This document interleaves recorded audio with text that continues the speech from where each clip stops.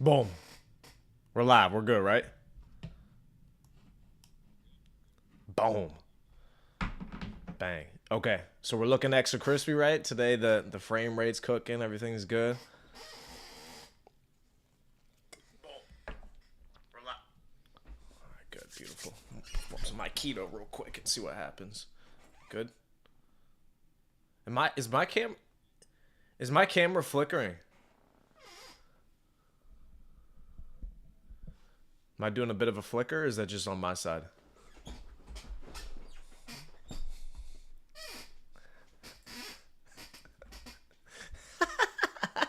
Right.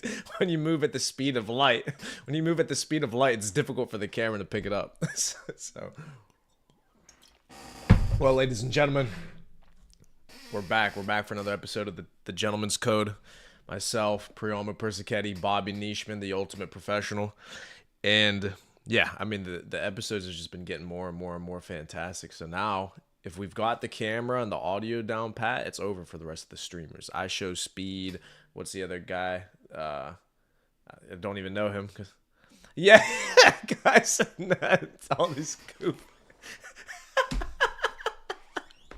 We're gonna come take over their empire.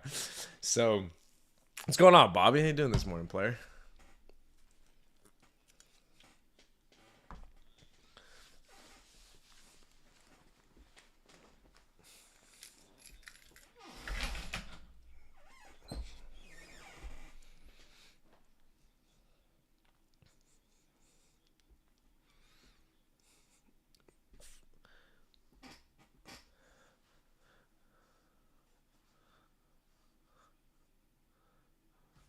For sure. And that's the thing. I was thinking about this just this week too.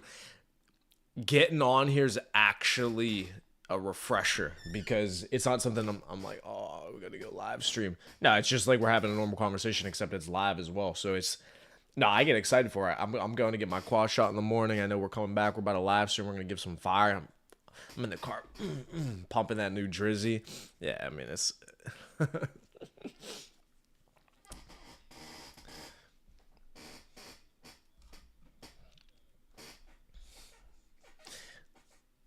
See, and that's a great point because I thought the same shit. I go, oh, he's putting out heat because he wants to let people know that number one, because one of his disses to Kendrick was that he's not putting out fire, he's not putting out consistent music. He's just been chilling, hiding away, not putting out albums. Drizzy cooked him in the beef, cooked him up, destroyed him. Then after the beef starts dropping more bangers, it's like, yeah, I got more in the chamber. Boom, boom, boom, boom. I haven't heard anything from Kendrick. Is he still around?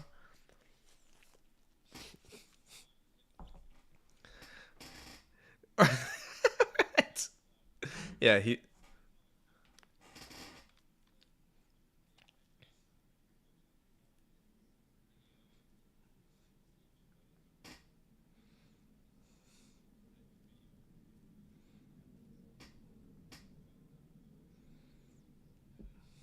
Heater. Interesting. Yeah, no, I haven't seen that yet, but I gotta check it out. I like Drake. I think Drake probably just from longevity, and people are gonna be sick about this, but I would say Drake's top three rappers of all time, just because of his consistency over time. We talk about greatness as consistency over time. Well, whether you like him or not, he definitely puts out fantastic quality music for the past what 10, 15 years.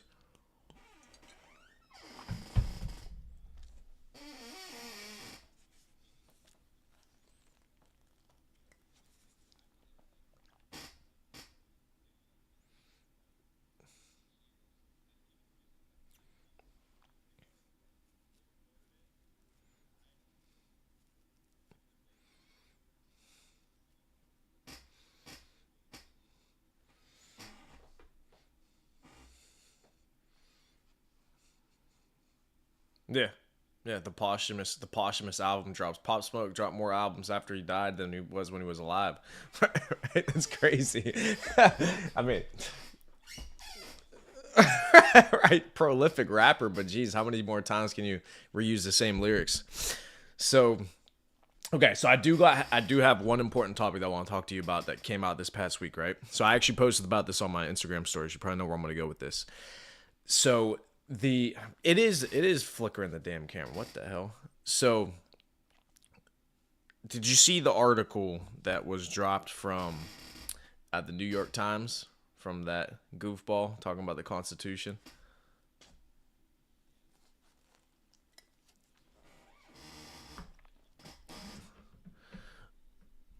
You know what? I have it. I have it right here. Let's give it its due. Yeah, what fantastic terminology they use. Okay, so the title of the story is "The Constitution is Sacred." It's true. Is it also dangerous? Question mark. Okay. Is it dangerous, right? This piece of paper, okay? So, classic classic mindset. Let me be afraid of a document. So people were losing their minds about this earlier in the week. So for those of you guys outside the United States, the Constitution is the founding document for the United States. So the Constitution is what the government's based off of. It also gives us our basic human rights, protects our human rights, etc. So it's a sacred document in the United States. And so an article came out from the New York Times talking about whether or not it could be a dangerous document. Okay, and a lot of people, rightfully so, were outraged by it. Why? Well, because how could it be dangerous? This is the most prominent, and I believe it is the oldest legal document standing in the world today that's still in use, still in force. Yeah, I heard about that statistic just recently.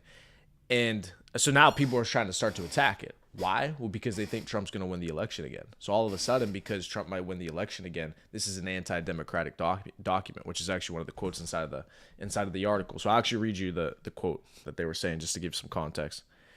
Just some Azra Raza. Doesn't even sound American. So let's see here. So here's the article because I was reading it and I'm going to get into the point that I'm going to make about it. So in the article, this author was saying, it's no surprise then that liberals charge Trump with being a menace to the Constitution. Okay. But his presidency and the prospect of his re-election, right? So notice this. So the fact that he got elected in the first place and the prospect that he's probably going to beat Kamala again, or beat Kamala. They said, but his presidency and the prospect of his reelection have also generated another very different argument. Okay. And the argument is that Trump owes his political assent to the Constitution. Sure, right? The Constitution is supposed to protect everybody's right to be able to run for office so that the people can choose and elect the person they want for the office, right? So Trump owes his political assent to the Constitution, making him a beneficiary of a document that is essentially anti-democratic and, in this day and age, increasingly dysfunctional. Okay? So all of a sudden, after 250 years, however long the United States Constitution has been around, one presidency, it might win it again. It's now anti-democratic document. Okay? Because they didn't get what they wanted. So here's the point I was going to make. So initially I was outraged, okay, because I thought to myself, well, this is them trying to continue to degrade the society and degrade the measures that we had put in place by our founding fathers to be able to protect our rights as humans, protect our rights as Americans, so that they can get myself. Well, hold on a second. Let me give her the benefit of the doubt. Have I actually read the Constitution in the last week or two or in the last year? No, I haven't. I'm just being honest. Had I read it in high school and college? Yes, I've seen it. So I said to myself, before I comment on this article and before I get outraged or say anything, and not that I was just losing my mind over it, but let me actually go read the Constitution and see if anything that she's saying holds credence. Went and read it. Turns out it's definitely not anti-democratic. It actually is as fantastic as advertised, okay? But this is what I want to mention to you. So the Constitution is essentially laying out the government structure for the United States.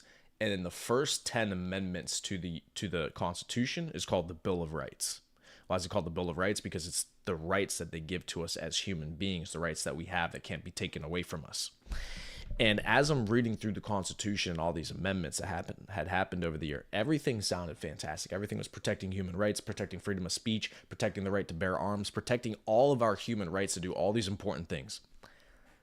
But all of a sudden, when I was reading those amendments, the tone had changed in one particular amendment. So in 1913, the 16th Amendment was made. Okay. This is when everything changed. This is when the tone of the Constitution changed. And I saw where the actual greed started to happen and where things started to turn against the American people. So every single thing in the Constitution and then every single amendment up until the 16th Amendment in 1913 had been put in place to protect the people of the United States, protect rights, give rights, all giving things, all important things. The 16th Amendment was the first one where they started taking things away from the people. And also in 1913 is whenever they made the amendment for prohibition to take away the ability to sell alcohol. So it started becoming ways to take things away from the people and power away from the people and prevent them from being able to do things. So the 16th Amendment is about being able to tax people essentially to no end, just however the government sees fit. And all of a sudden I read that and I said, oh, hold on a second. This tone has changed. First, it was all about giving rights, protecting people. And now it's about, oh, now we can tax you as much as we want to. Hold on a second. What happened here? Right?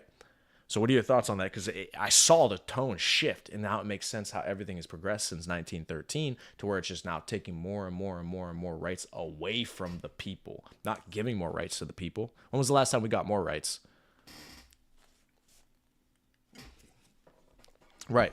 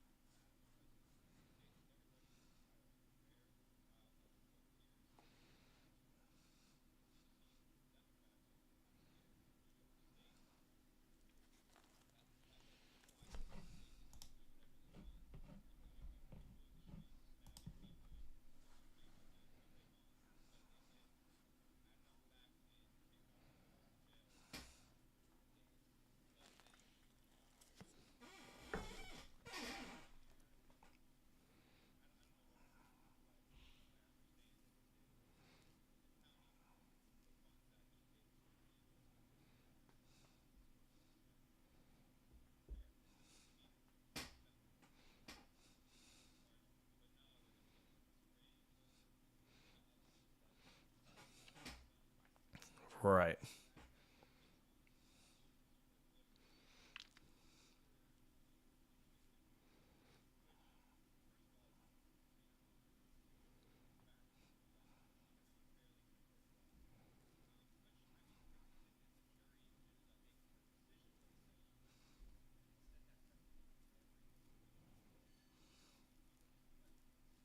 Mm-hmm.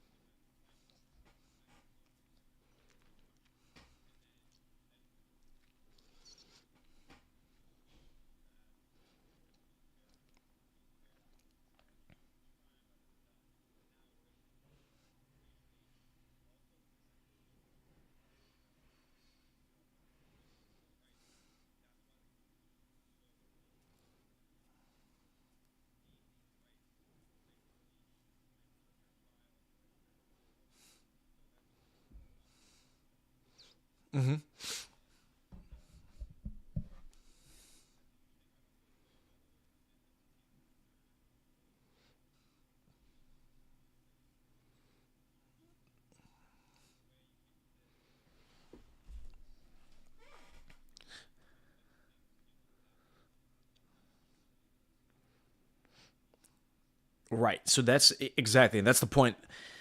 Is you saw it shift from giving to taking, because I can't remember, because if you really think about it, when was the last time that something was passed, a bill was passed, an amendment was passed, a law was passed that was actually giving rights back to people? I mean, the only things that would have been passed to give rights back to people would have been things that were taken away in the first place, right? It all it is more and more regulation, more and more laws, more and more you can't do this, you can't do this, you can't do this, you can't do this, because it's more and more about power and control. And that's what happens with the government over time, is because just like anything, if you're not growing, you're dying. And what happens is the government essentially becomes a business where if it's not growing and getting more power, making more money, then it's going to start dying. But that's not how you should look at a government. But this is how they're treating it, as a corporation, as an enterprise, to be able to make money, and for the people within that within that body are able to enrich themselves.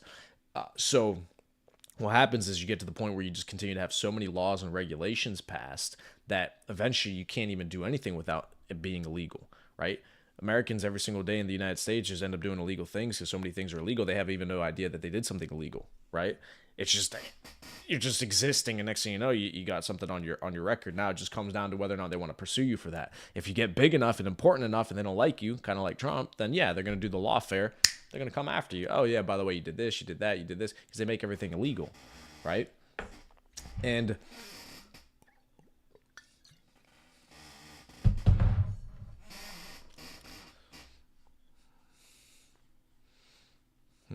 yeah, it's lawfare, and that's what you start to create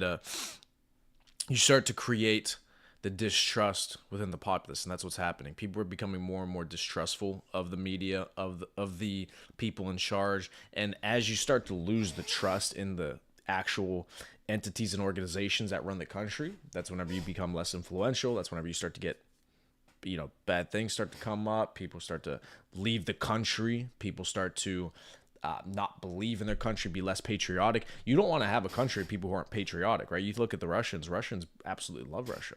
They're over there, Mother Russia, Putin, blah blah. Now, not everybody actually agrees on the same things necessarily, but they're proud to be Russian. They're proud to be a part of their country. So you think of it, what would be a better society to live within? A place where the society is degrading, people are becoming less and less respectful of the institutions and the people around them, right? And don't even like the people around them, or a society like Russia where not everybody loves each other, but everybody respects each other. Everybody knows that they're Russian. They believe in the Russian community, the Russian state. That's a better community to live in. That's a stronger nation because they're patriotic. They care about where they live, right? And the thing to ask yourself then is, for people who watch this and the people that are inside the Taylor's Code and the people that we do business with, is when you live in a country where you can't necessarily trust the people in place, and you can't necessarily trust the systems put in place to make it a democratic state. If you can't do that, this is why it's so important to be able to make money and be able to think for yourself and to be able to do what you want to do. The problem in the United States and other countries is if you don't make money and you're stuck in a current job or situation where if you say and speak the wrong things publicly, you can lose that income. It forces you to censor yourself. And you get stuck in that country or state that you're in. If you have money, if you're rich, this is why it's so important to make money, is if you do get in a situation where you can't trust your government, or you're the type of person where your views don't align with the current state, you got to be able to uproot and go to a different place where you can survive, right? You should look at what happened to Pavel, the guy who created Telegram. He had to go to the United Arab Emirates, to Dubai, just to be able to live, because people were after him for making Telegram, and he wasn't cooperating with governments who wanted back doors to be able to spy on people on Telegram. What happened? He ends up going to France. Next thing you know, boom, boom, boom, he's arrested, he's in jail. This is why you have to be able to move, right? But yeah, but I mean, think about that. He got arrested as soon as he went to France.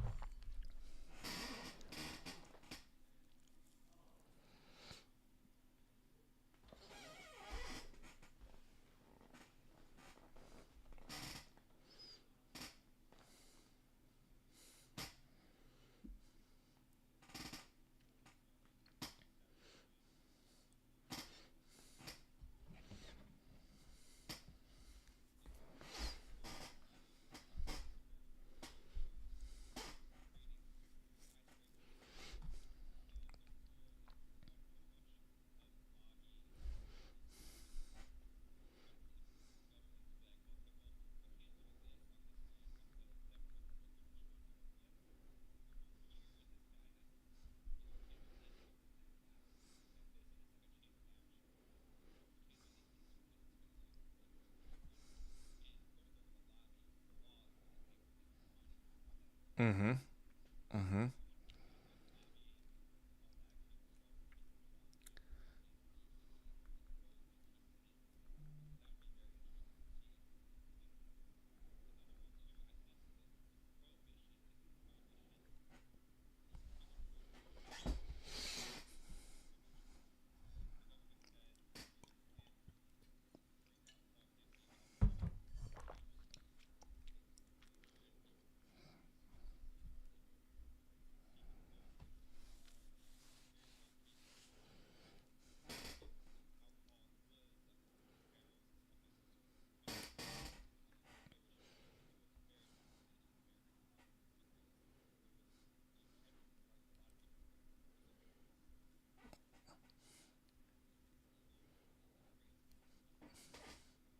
Mm-hmm. Right.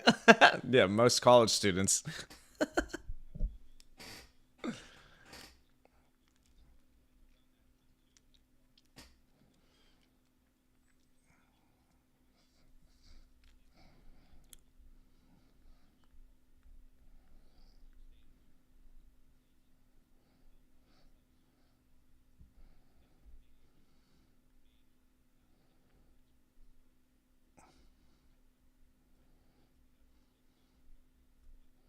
Mm-hmm.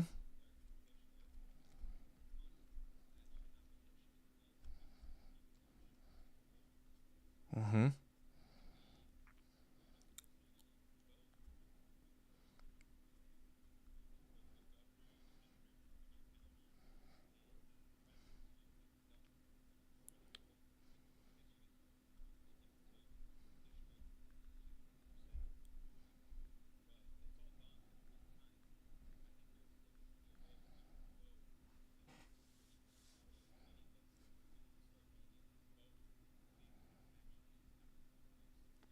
Right.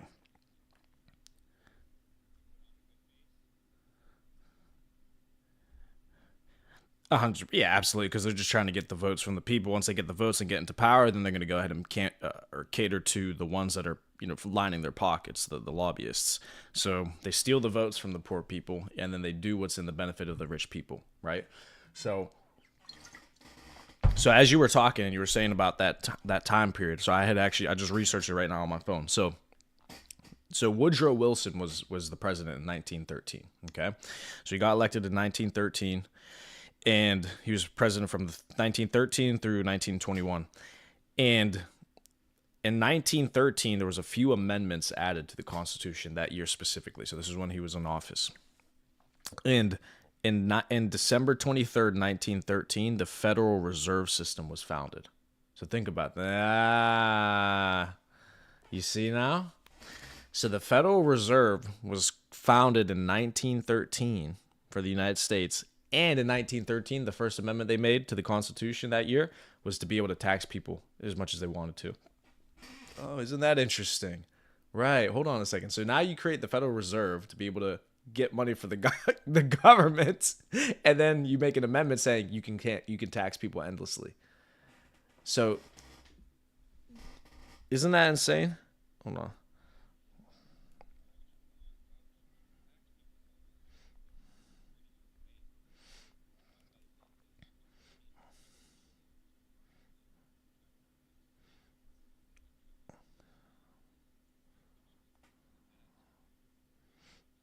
Yeah, so here's the 16th Amendment. So this is when I knew the entire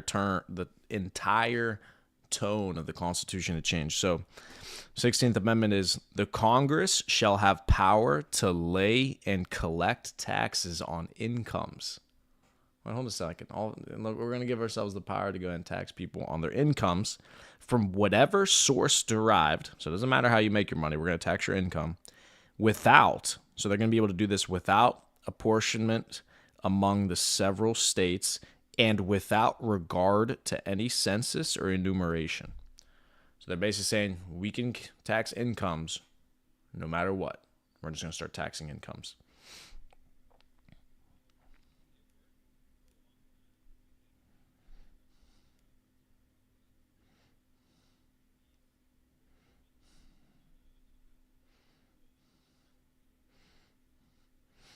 Mm-hmm.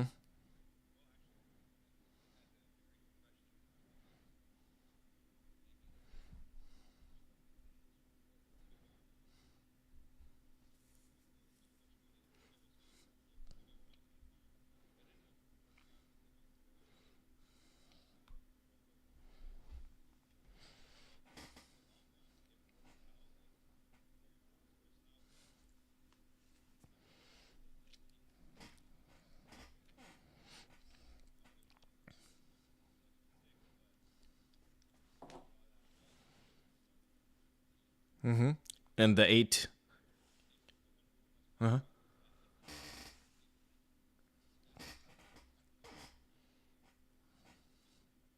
It was the 90s, I believe. Yeah. Yeah, it is difficult because in one of the earlier parts of the Constitution, it says to be able to make an amendment to the Constitution, you need three fourths, uh, 3/4 vote in the House and in the Senate to be able to pass an amendment. So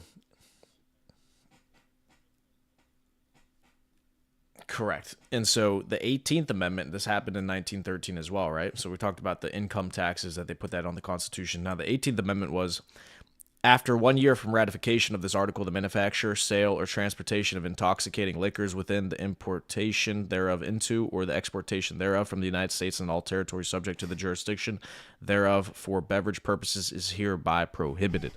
So again, the 18th Amendment is so that's whenever prohibition had started.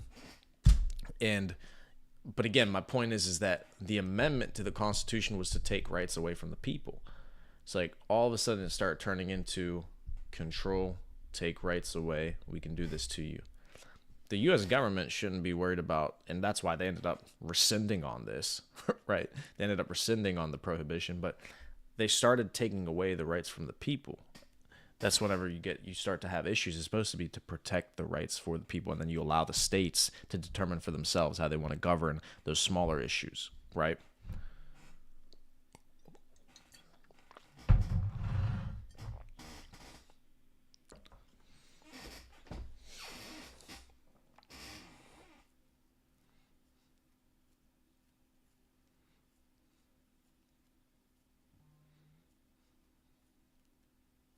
Mm-hmm.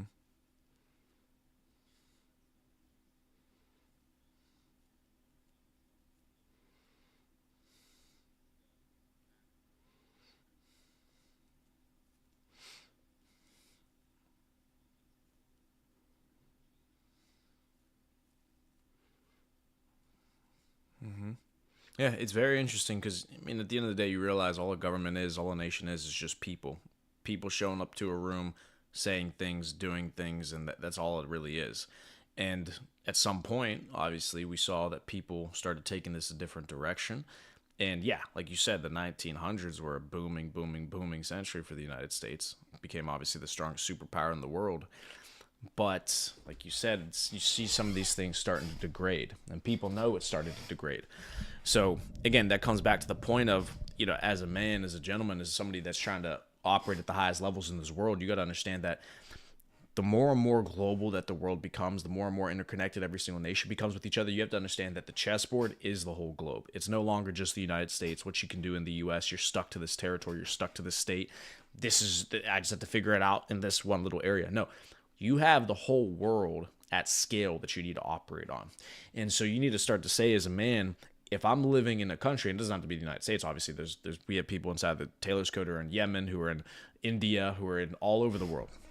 You have to start to look at the chessboard and decide for yourself, where can I operate at the highest level for what I want to accomplish, for what I want to achieve? What are the things that I believe in? What is the religion that I want to practice? How much money do I want to make? Where does my industry operate with the most freedom? And then you need to actually go put yourself in a position to be in that state, to be in that country. So I tell this to people all the time now is long term, I'm not going to be in the United States. I don't plan on staying in the U.S. Why? Well, because a lot of the things that are happening right now are going in a direction that I don't agree with, nor do I feel comfortable or safe being around because I disagree with these things. So I need to put myself in a position where I can operate with the most freedom, with the best opportunity to be able to make money. And that's going to be at some point outside of the United States. So I'm looking at places like, do I go to Eastern Europe? Do I go to Dubai? Right? Dubai was one I'm thinking about a lot too, because Dubai, at least for what I do and for what I want to do, is probably the freest place out there for me. But for somebody who wants to do drugs and smoke weed and do coke and stuff like that, Dubai is not the spot for you because they'll put you in jail instantly. But for somebody like me that doesn't do anything like that and doesn't drink alcohol, Dubai is fantastic, right? It's just for every person, it depends on what you want to do, what country is actually free for you, right?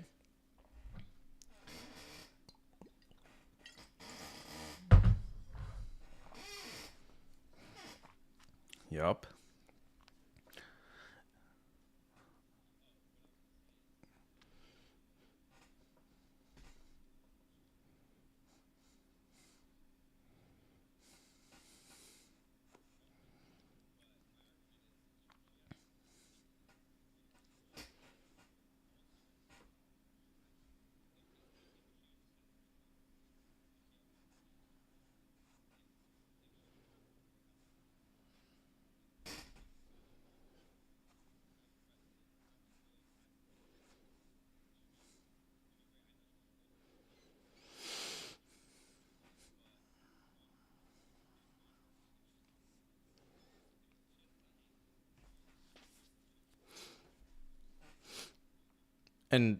And how about the unrealized gains tax?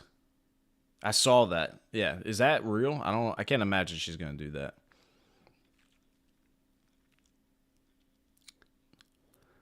Right.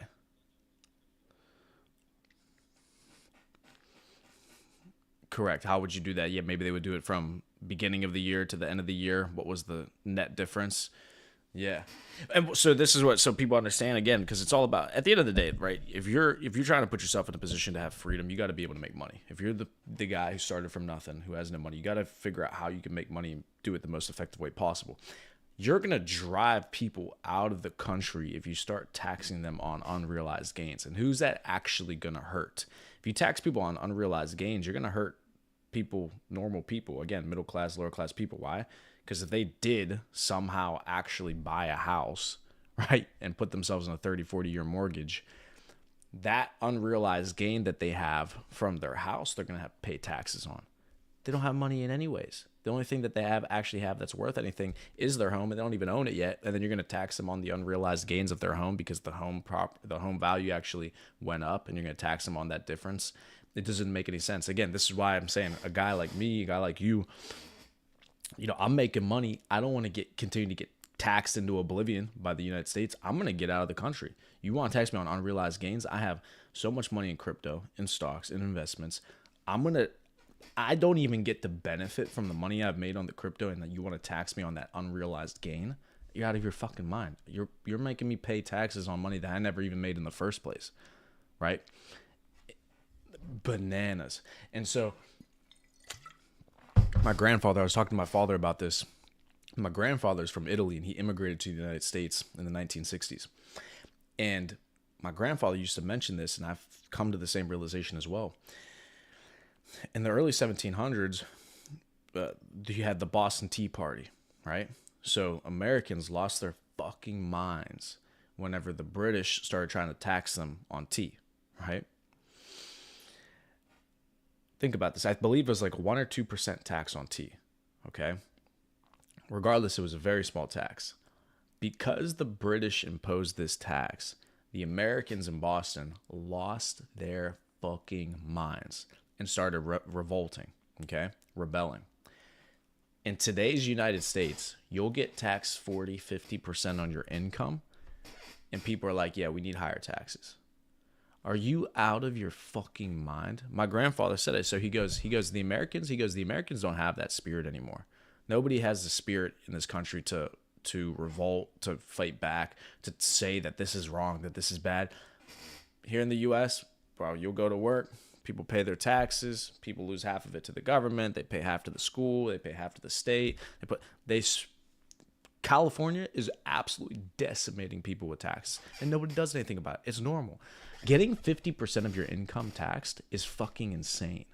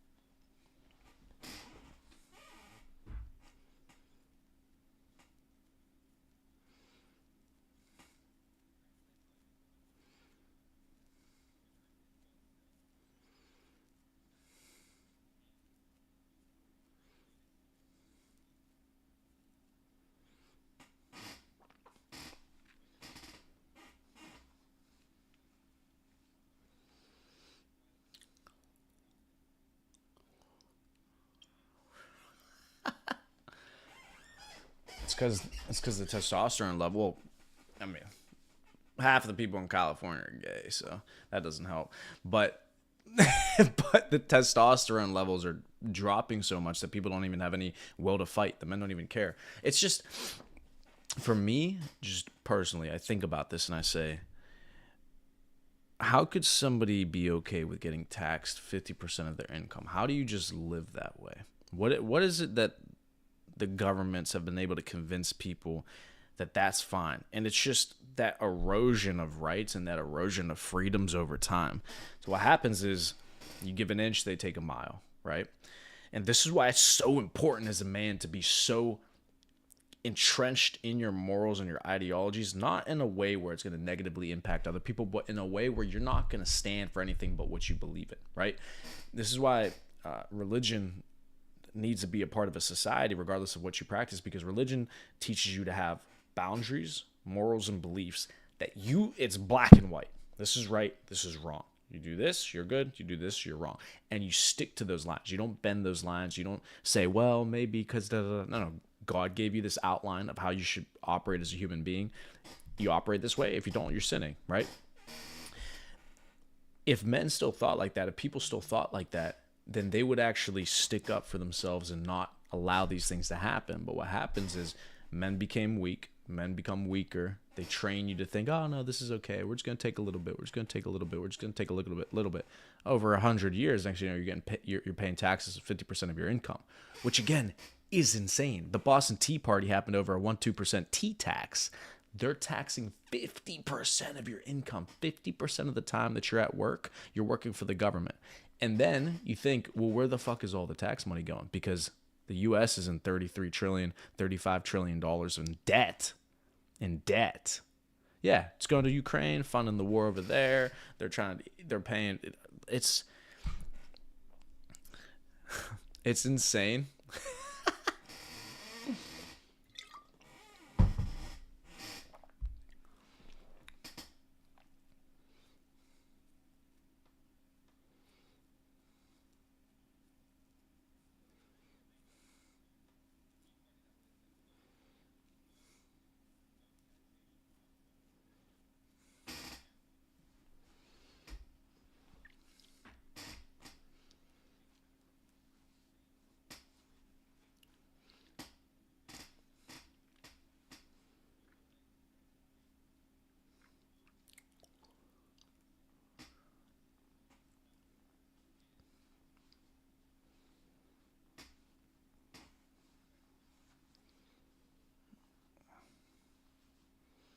Mm-hmm.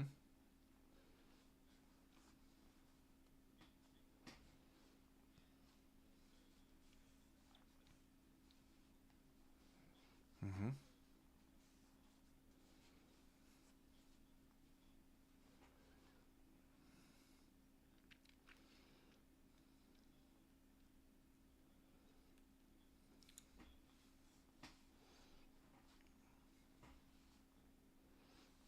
Mm-hmm.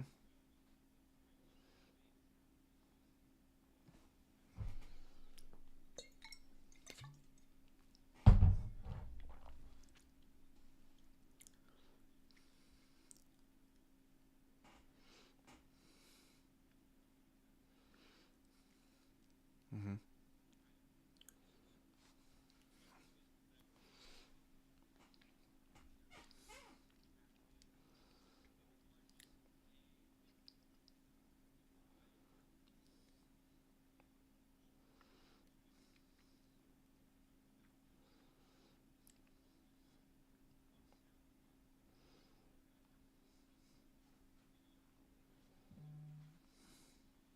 Mm-hmm.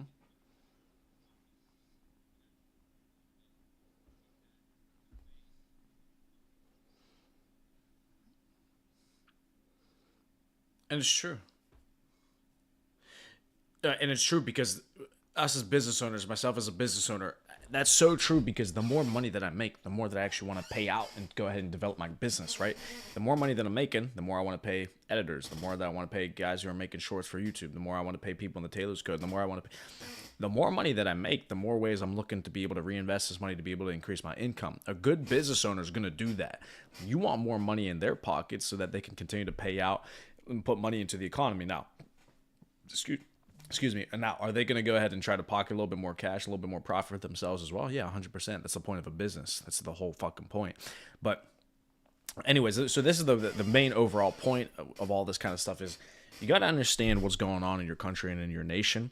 And when you actually sit down and understand how the money's moving, how the policies are being made, how these things are affecting you, now you can start to devise a plan on how you're going to go ahead and get around this or game the system to the best of your ability. Because the people who have money, the people who are rich, the reason they don't care so much about these taxation laws and these things is because they know how to get around it. They got the accountants that are going to show them how to do the loopholes, get around these tax cuts, get around these tax increases, et cetera, et cetera.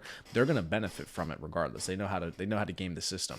It's the common person who doesn't educate or equip themselves with that knowledge that's going to get decimated by it. Because and it's just because he's being a good man, a good father, taking care of his family, taking care of his kids.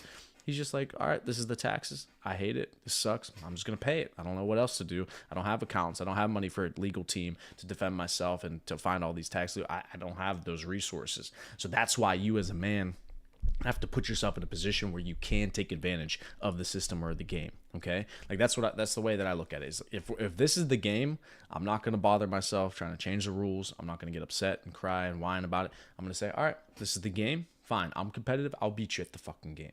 I'll work a little bit harder than you. I'm going to figure it out, and I'm going to win. And then if I need to change the playing field and I need to get out of the U.S. and go to a place where it's more advantageous for me to operate, then I'm going to do that. But because I'm playing the game, I'm trying to win the game. I'm not looking at this just to, get oppressed. I'm not going to be oppressed. I'm just going to do what I got to do.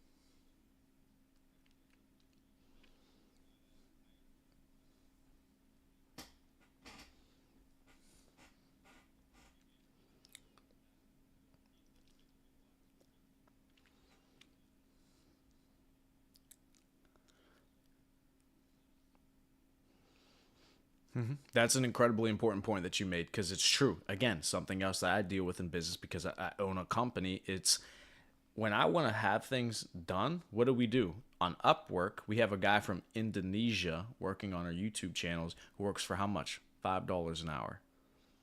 $5 an hour. Why do we do that?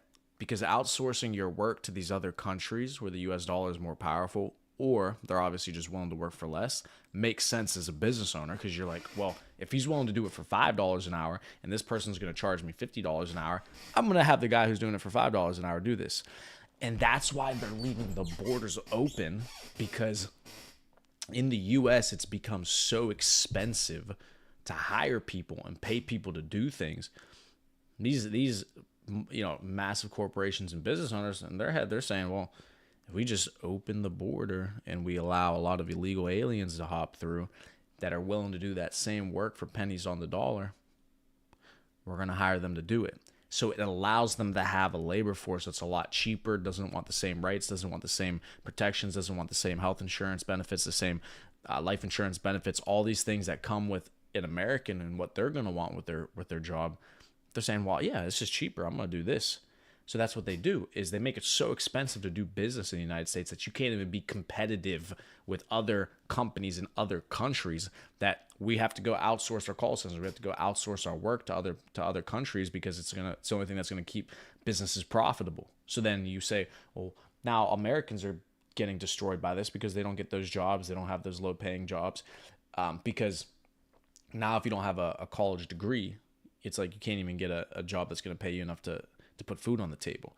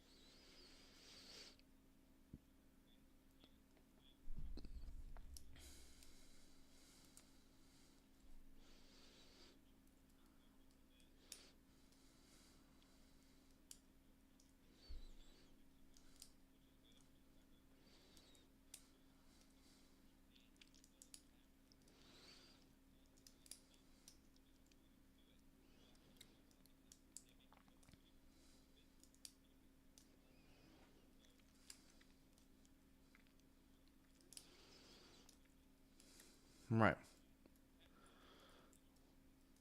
Right. Right. Because the mentality for some people is they want to punish the successful people within our own country, not knowing that inadvertently, by punishing the people in your own country, you're actually benefiting the people in other countries, because those other businesses who can create that same exact product for pennies on the dollar are going to be able to send that to the U.S. and sell it at a more competitive price. That's why all these things get sent to the other countries. So it's terrible. It sucks because audio isn't available. Well, you gotta turn on the. Oh, okay. I was gonna say, yeah, you gotta turn on your sound booth, Nesh. He put it on the chat on YouTube. He said audio isn't available. It's like, no, I think you gotta turn on your speakers. But Nesh is the man, by the way. So yeah, no. What was the point I was making? Right. Yeah. You want to. Why do you want to punish the people within your own nation? And this is the feeling that you start to get from elites and the ruling class in certain countries. Is it's gone to the point where they have more contempt for the people that they're ruling over than they do for the people of the same ruling class in other nations. Right? They have more in common with the people that rule other nations, and they hang out with those people more and identify with those people more than they do with the own people in their own nation. So it's no longer, the United States, which is supposed to be for the people, by the people, right? It's now a ruling class that are just controlling the people within that nation. That's not how the U.S. was supposed to be set up. The U.S. was supposed to be set up, democracy, the definition of it is by the people, like ran by the people. It's for the people. The people are electing people to represent themselves in the government who are going to do what's in the best interest of the people. That is no longer the case. And I don't think anybody would argue that. And anybody that would be willing to say that that's not true is absolutely outside of audio not available for Bobby, I think. Oh my goodness.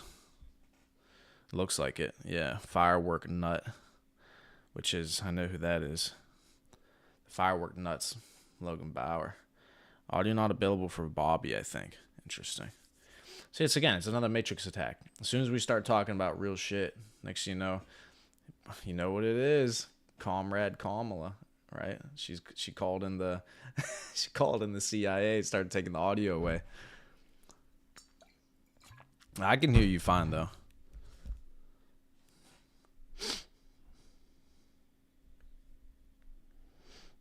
Interesting.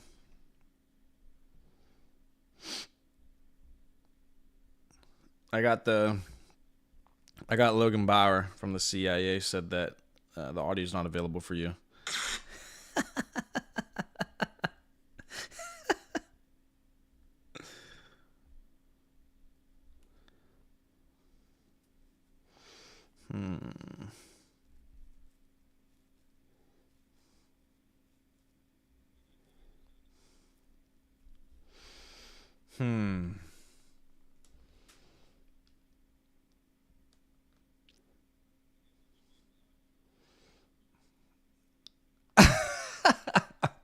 I'm gonna have to call Kamala and let her know that we need to be able to give the people the juice.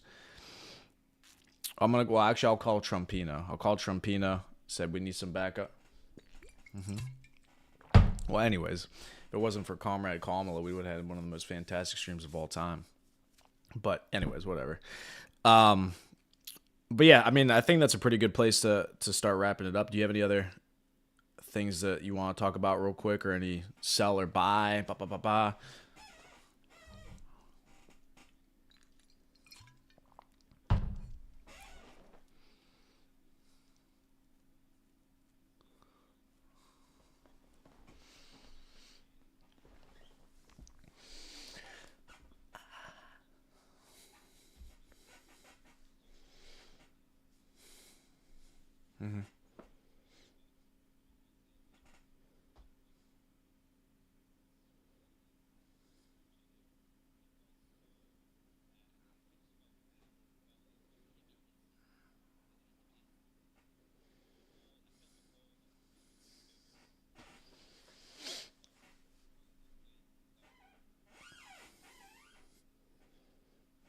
Yeah, fuck processed foods. I try not to eat as much as humanly possible, especially now.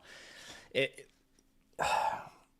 it's so unfortunate how rigged the system is against the people. But this is why you have to educate yourself, and people have to understand what they're putting into their bodies, what's happening in their nation, what are they actually eating, because these things affect you. If you're a Ferrari, you need that premium gas. I need that 95, 96% or 96 premium, ultra premium fuel. I don't need that 87 going into my system if I feel like I'm going to operate as a Ferrari or a Lamborghini, right?